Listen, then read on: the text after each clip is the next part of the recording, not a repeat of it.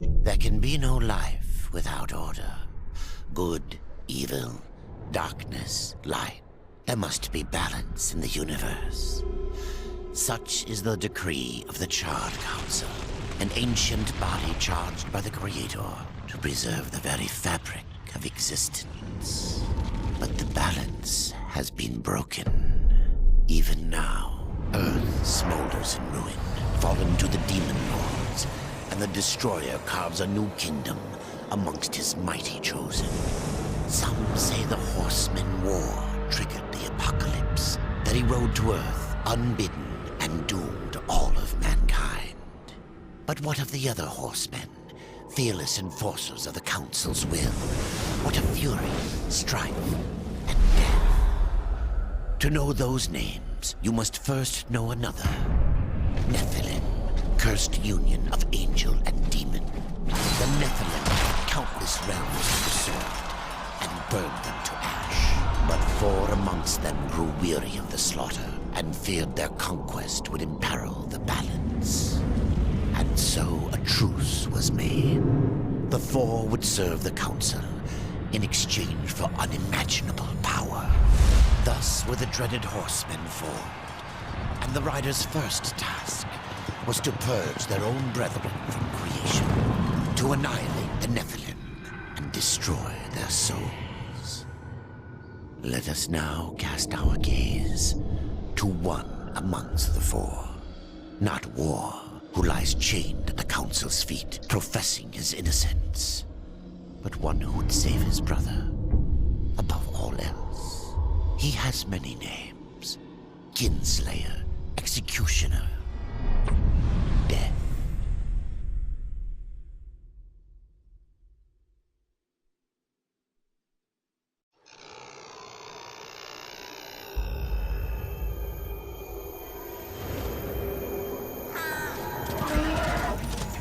To bargain for war's freedom, Death swore that he would resurrect humanity. But he knew not how this might be done.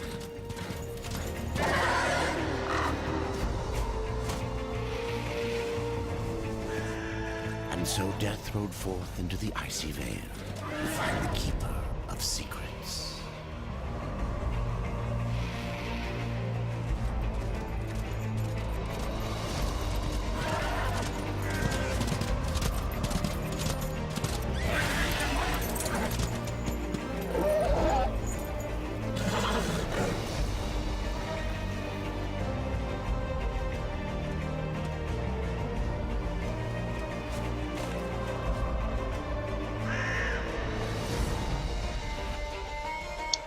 Hey everybody, I'm Neg Primer, and welcome to another sequential. We're doing Darksiders II this time. We finished up Darksiders just recently, and I thought that I would go straight into the sequel. And man, I just want to say I love the soundtrack to this game. The first game, it's kind of forgettable, but this one, whew. Right off the bat, I kind of want to point something out designer related. Namely that the first game didn't have a narrator. Take from that what you will. It did not. So in this game, unlike the first game, there's actually a lot of side dungeons to do. So there are dungeons that aren't required by any stretch of the imagination. There's entire areas and regions and all that stuff that you don't have to go to. I think we're gonna try to go to a lot of that. And so one thing you can tell just right off the bat there as well. Oh, I can't get down from there. Okay. Death is a lot more nimble than War was. Look at that, he's crawling up the wall and everything. I can't double jump though. And we crashed. Alright everybody, sorry about that. We had a little crash there. Hopefully this is not going to be a thing with this game. But if it is, we might have to... Shit, did we... Okay, I'll have to look at that. But yeah, hopefully this one won't crash all that much. Hopefully that was just a weird fluke. But you can see a couple things already. I'm hitting a lot faster. We already mentioned that we're more nimble this time around. There's this loot drop system in this one as well.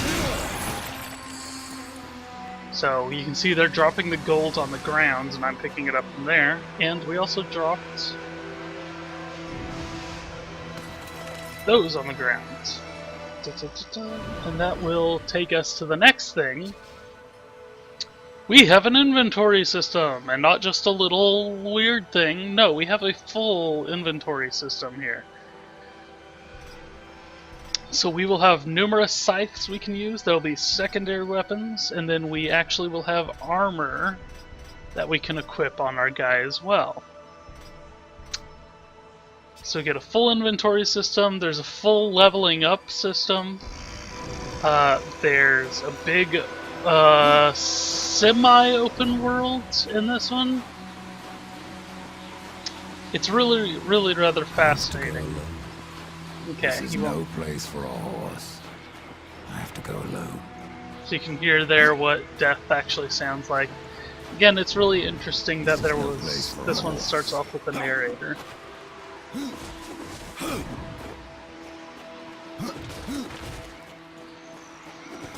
Just like the last one, even though we are going to go to a lot of the side dungeons, we are not going to be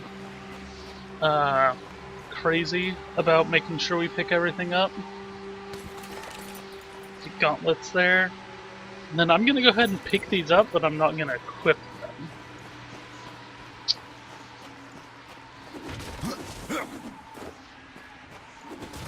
Okay, I don't think there's anything out here. You can see my crow up there. I don't have the watcher this time around. I have a crow that will show me every once in a while if there's something worth paying attention to. He'll kind of give me a little bit of guidance.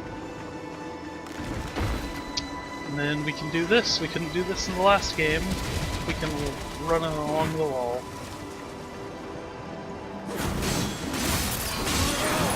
You can also see it shows us the numbers of how much damage we're doing.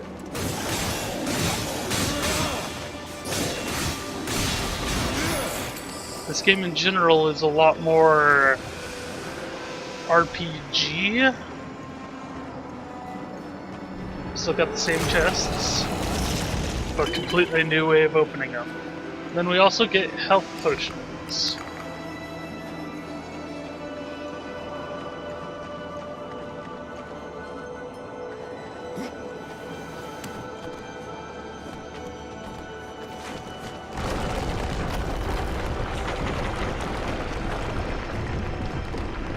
So I feel like the camera should have forced me to look at that.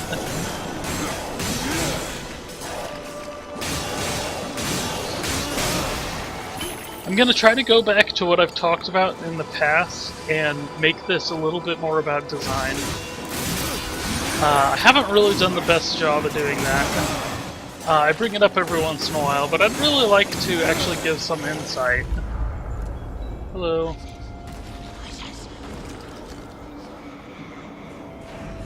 Give you all some insight into some of the stuff you can think about if you're going to be a designer.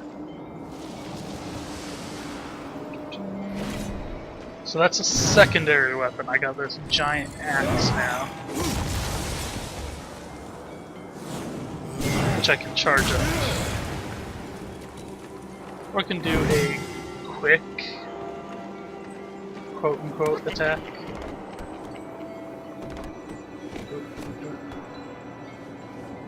He holds the left trigger to aim away. I am using a controller again. You jerk off.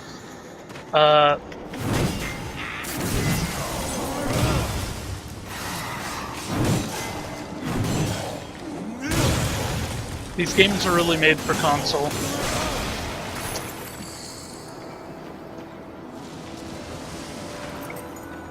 Pick up, pick up, pick up, pick up, pick up.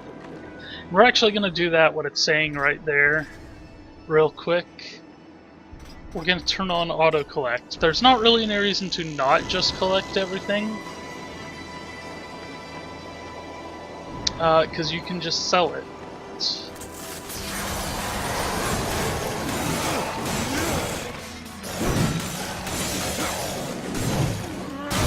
I believe these are actual like weird combos. Yep, you can see I'm throwing my sides on occasion.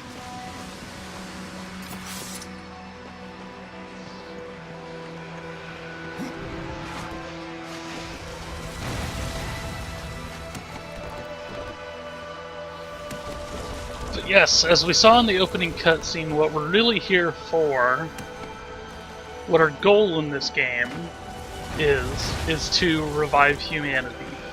We saw the last game started off with the apocalypse, with humanity essentially being wiped off the face of the earth because of Abaddon. Because of Abaddon's schemes and someone else taking advantage of it.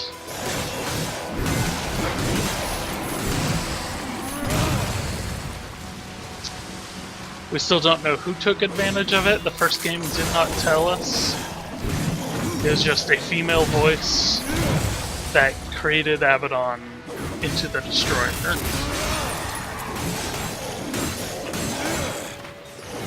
Fighting in this is a little bit cooler because you get some pretty awesome combos that you can come across.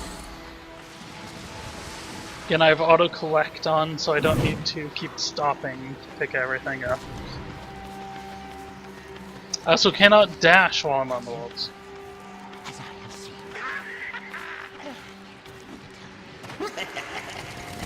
This guy keeps turning into crows.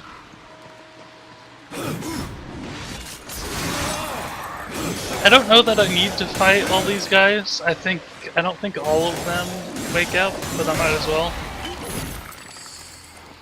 You actually do get experience. You can see I have a white bar on the left hand, the top left.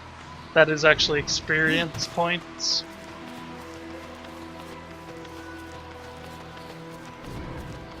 The green bar, of course, is my health, and the blue bar is mana, basically. It's wrath, I think, actually.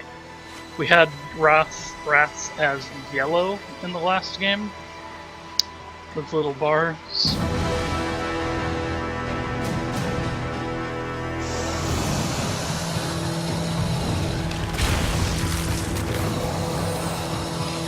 Ice Giant.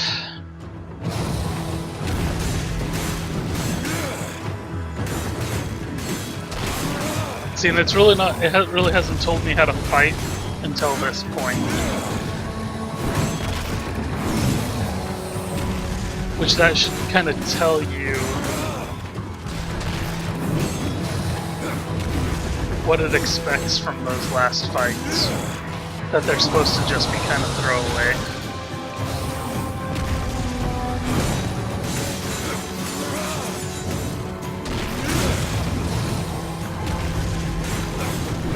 Yes, it gives his health bar down the middle.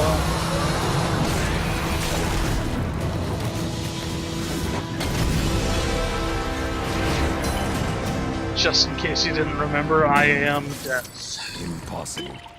I cannot. So I'm full on health.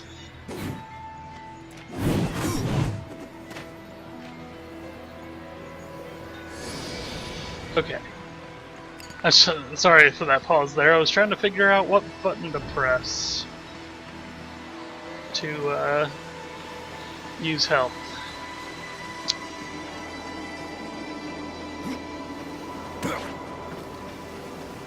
Something a little bit Prince of Persia, the 2008, 2009 one.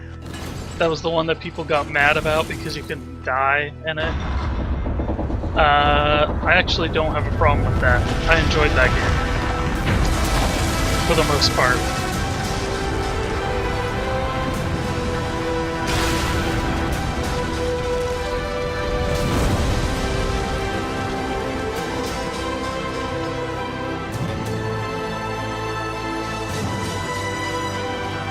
I do really love this soundtrack, though.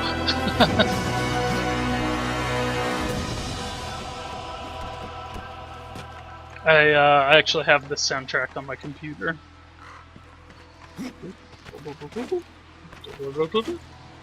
can already see a number of new moves that War did not have. I do wish the camera would switch around and focus on those, but then I'd be mad because it's taking control away from me.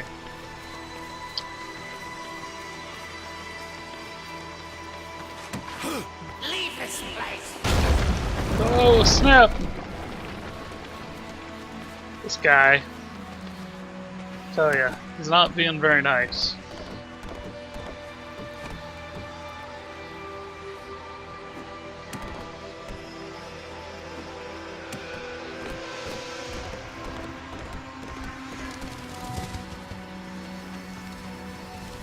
Okay.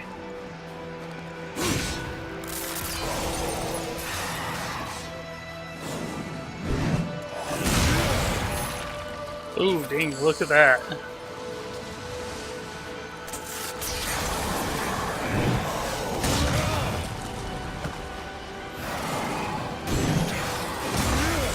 Kind of one-hit kills with that. No, not quite. Impossible. I cannot.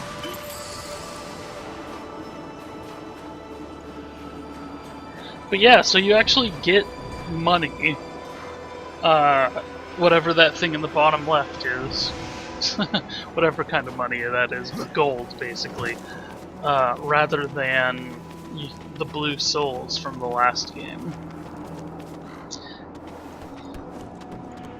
So yeah, if it wasn't for the art style and a lot of things, it would actually be kind of hard to tell that these two belong in the same franchise.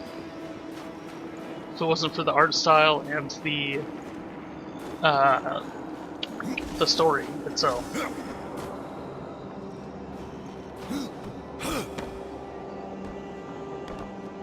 Then we can do this. What else is in here?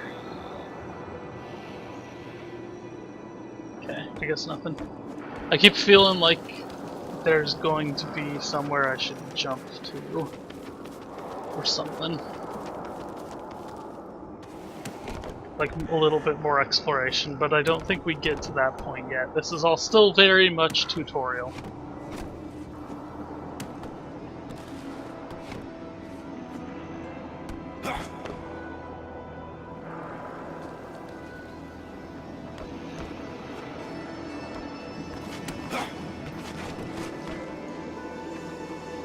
And I like it a lot. I know, I think when the game came out, I think I preferred the first one, but I think over time this one has actually grown on me. Look at that. We'll see, but I might actually use that for the shot.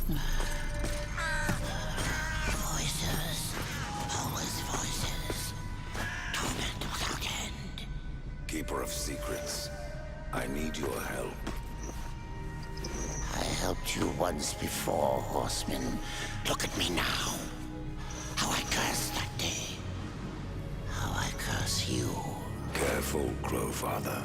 I'm not here to put you out of your misery. Not yet. I know why you've come.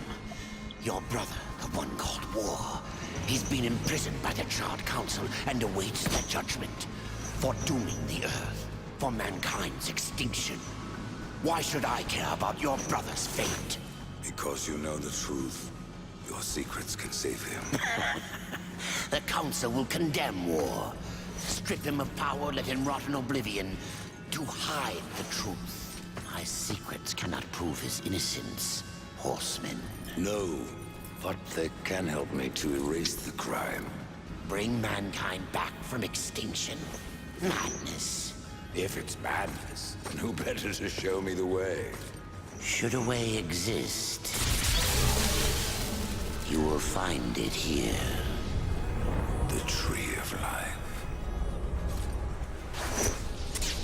Let me pass. Not yet. That which you gave me will take it back. In exchange for its secrets, you agreed to keep the amulet. No. The voices, they curse and threaten without end. They cry to return. You must destroy it! I cannot. You annihilated their flesh. Why do you guard their souls? Open the portal. You will not pass while I live. So be it.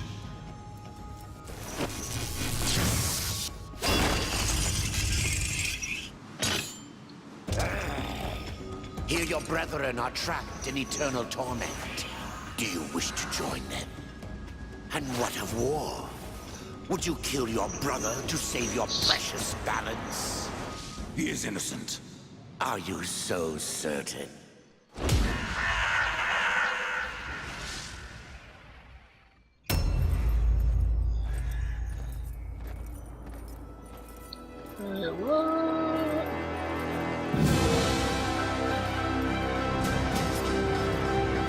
So I'm fighting like Shadow War now. I already did this in the last game as War. Ooh.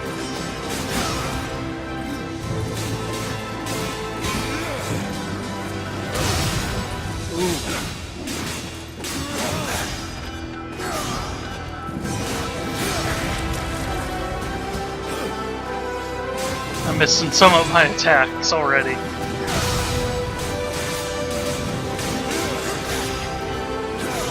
He doesn't have the rush attack.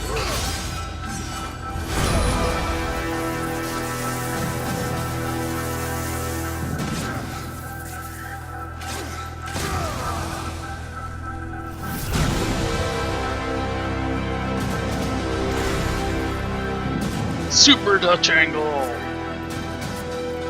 And we will talk about what exactly is going on here as soon as we're done.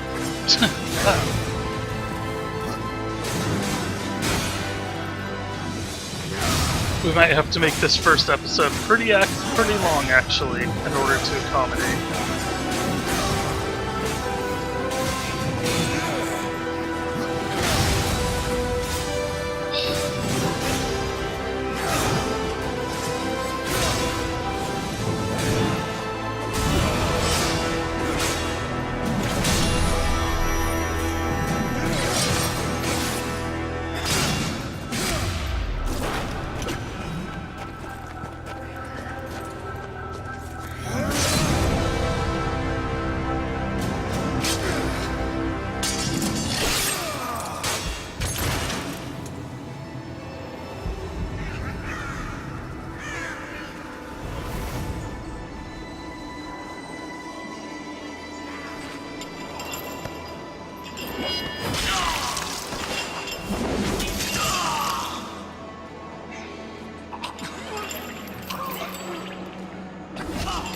Open the portal.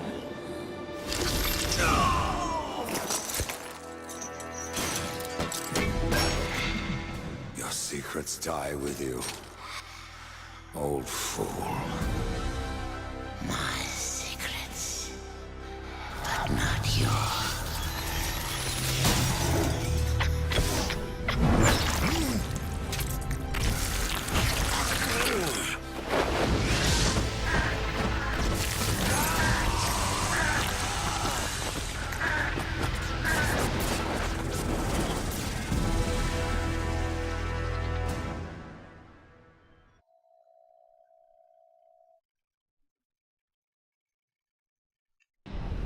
The uncountable worlds of our universe swirl in an endless abyss.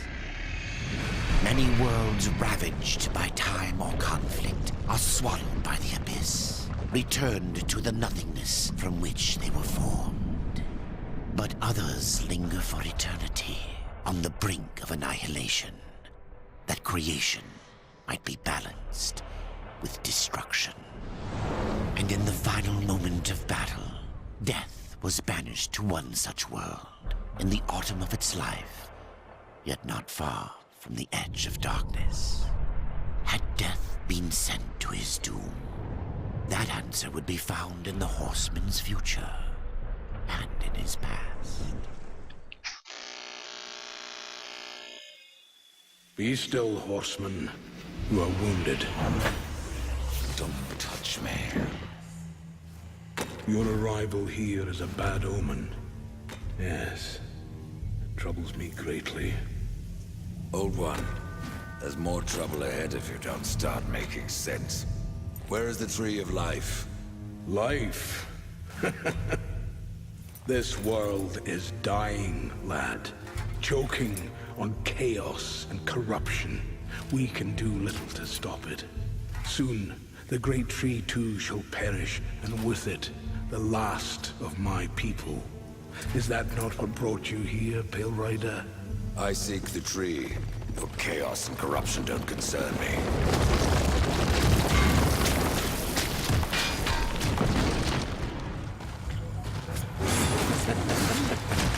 It seems they do.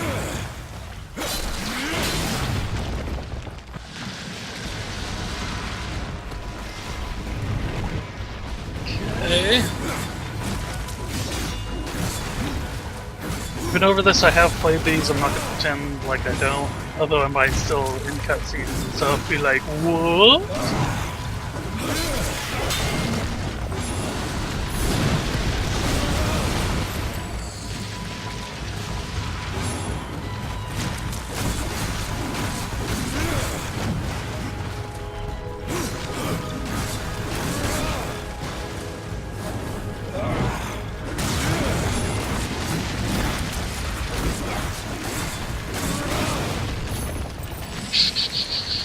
Are we done? Okay. You fight well, but this corruption can't be beaten with a blade. There's the tree. Seek out the Forge Sister. Ask her about the fire of the mountain. Help her, and she will help you reach the tree. As for me, I must return to my work. Look, conversation wheel! We didn't have that in the last game. We had no control whatsoever over the story. And who are you to command a rider? I am a maker, older than even the Charred Council. These hands have laid the foundations for many worlds. But that was long ago, and now they but hardly know the touch of stone. Are you not curious as to why I seek the tree? I would not presume to question one of the four, but yes, tell me. I must restore humanity, to redeem war. Heaven and hell battle upon the shattered earth. All creation trembles, and at the center of it all stands your brother. He is innocent. I never said he wasn't. The tree holds power over life and death. If you would resurrect humanity, then you are headed in the right direction. Be warned. A dark presence dwells now within the tree, and the path is barred by corruption. Okay, so this guy right here. Oop, I leveled up. Skill border, yay. This. Okay. Yeah, it's gonna make me do that right now. And then here it's basically asking you which one do you want to go into. Harbinger or Necromancer. And Necromancer is mana powers. And Harbinger is physical, basically. So it's basically the difference between a warrior and a mage.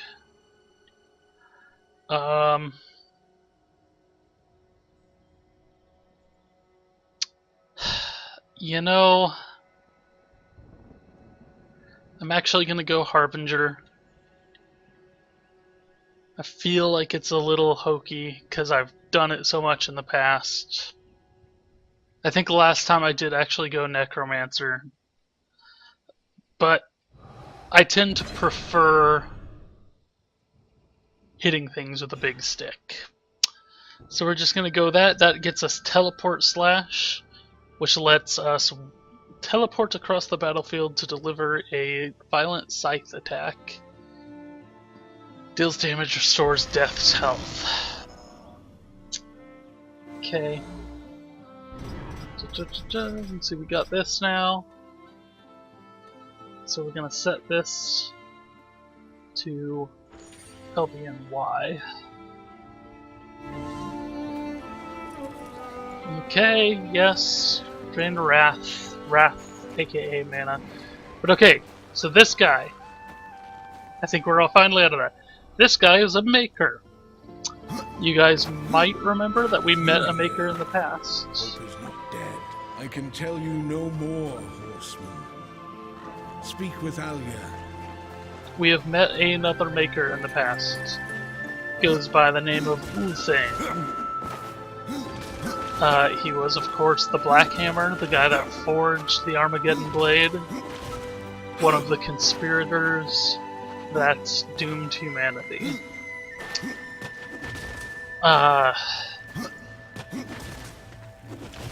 As that guy right there mentions, there are not very many of them left.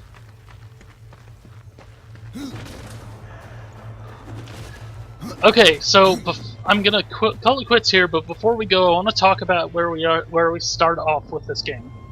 So first and foremost, this game takes place before. This is actually something of a prequel to the first game. It takes place in between Armageddon and then when War was sent on his mission. So the very beginning of the last game of Darksiders.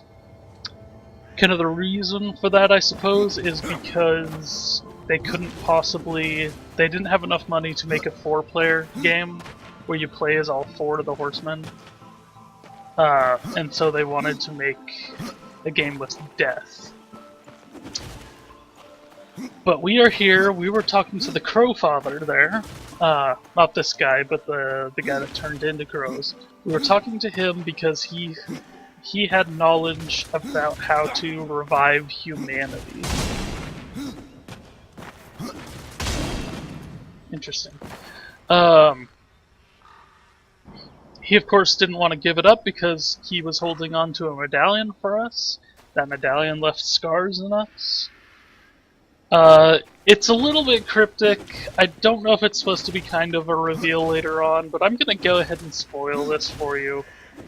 What the medallion is, because if you're paying enough attention you could have guessed by now. But what it is the souls of the Nephilim. It talked about those at the very beginning of this video, at the very intro. The Nephilim are what the 4 horsemen is, so death and war and fury and strife. Change from pestilence and famine, because those are not cool enough.